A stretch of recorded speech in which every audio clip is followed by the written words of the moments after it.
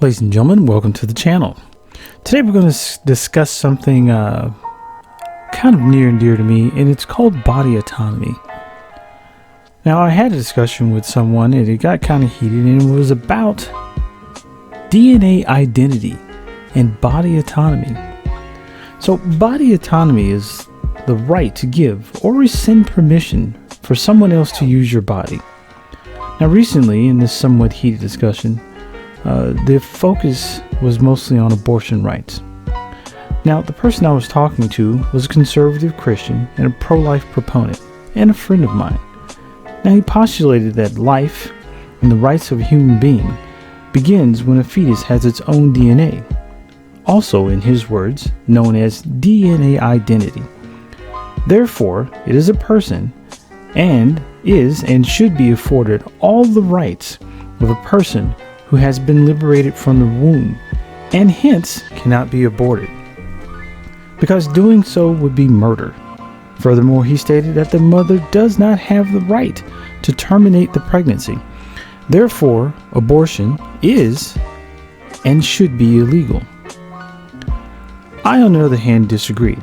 I rejected his claims and stated that DNA identity is not the or a litmus test for personhood nor agency, and to claim such would be granting special rights to someone else that you are not willing to give to others. The only rights that need to be addressed here are the rights of the host or mother, and whether or not she is willing to give continuous consent to have her body used for the incubation of said fetus. But better stated, and to put it more bluntly, Mr. Jason Fields, please take it away. The rights of the body usurp the rights of anybody who wants to use their body for survival. So they now have to agree either that yes, the fetuses, which are people, have the same rights as people who have been born to use the bodies of other people, which is no rights at all, or they have to admit that they are now holding a contrary position to what they said earlier, meaning they now have two conflicting viewpoints which are in direct opposition with one another. In which case you're done because they're holding an irrational position. So, let's get into the weeds a bit with this topic and find out where my opponent's claim is a bit myopic and bordering on the pseudoscientific. To begin with, DNA, or deoxyribonucleic acid, is a self-replicating material that is present in nearly every organism as the main constituent of chromosomes. It is the carrier of genetic information. But having DNA does not grant rights, give sentience, or equate to personhood.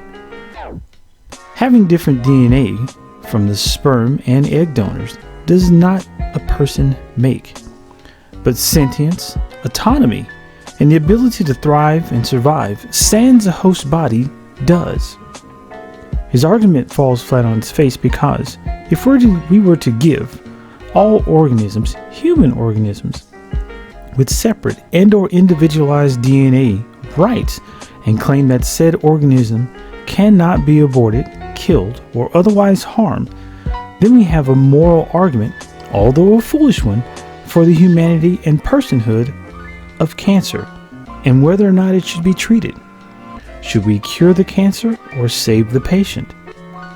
What should we do about a person who is a chimera? Should we prosecute them in utero and upon their birth, spirit them away to begin a life sentence in prison for murdering their sibling in the womb? Are all men who have had the pleasure of masturbation going to find themselves guilty of mass murder? And what crime is committed when a woman has her menses because she is, by no fault of her own, wasting an egg or eggs that would have been a person or persons?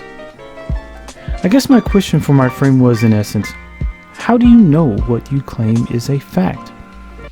Is your stance on this issue based on your theological views? And where can I find your peer-reviewed scientific studies to back up your claims? And just like that, he had no answers and discontinued our conversation. For me, this was a lesson in futility and frustration, but a lesson nonetheless. I did, however, learn from a lot of my fellow heathens and members of the ACA Facebook forum. I do appreciate you guys. I thank you very much for all the knowledge that you've given me, and I have no idea how to reciprocate that other than by making this video. However, I am left to ponder the mysteries of DNA identity and its claims that it supersedes body autonomy. But for now, I think I'll put it on the shelf with homeopathy and the flat earth theory.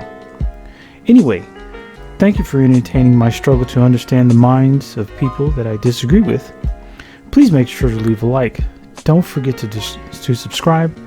And also, by all means, please hit the bell down below to get notifications of when I post new content. Ladies and gentlemen, have a great day, and please remember to be the best heathens that you can be.